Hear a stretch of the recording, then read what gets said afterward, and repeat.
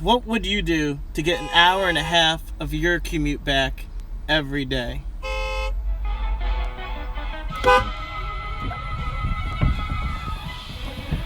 Maybe you'd enjoy some time with the kids. Maybe you'd enjoy the wonderful sights of nature. And you could learn to play basketball.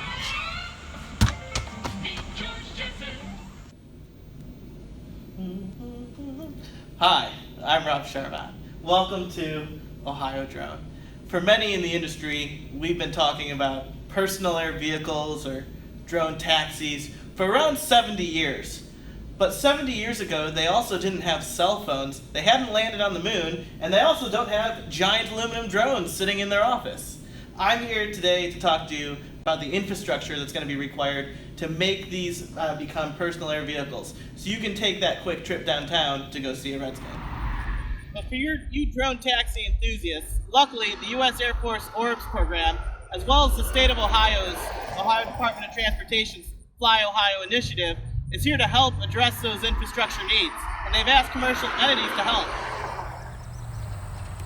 The FAA has told us to prepare for hundreds of thousands of aircraft, with the challenge of that infrastructure need being the electricity to power those aircraft.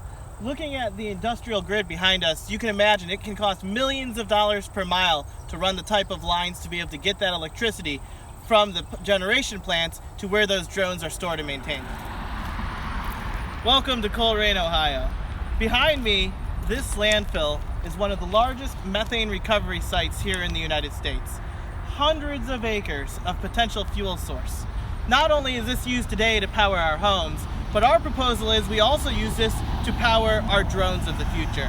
Unlike conventional aircraft, which refill like your car, drones of the future are planned to be electric, which requires them to have the ability to store large amounts of drones at a location to charge over time, just the same way you charge your phone at night.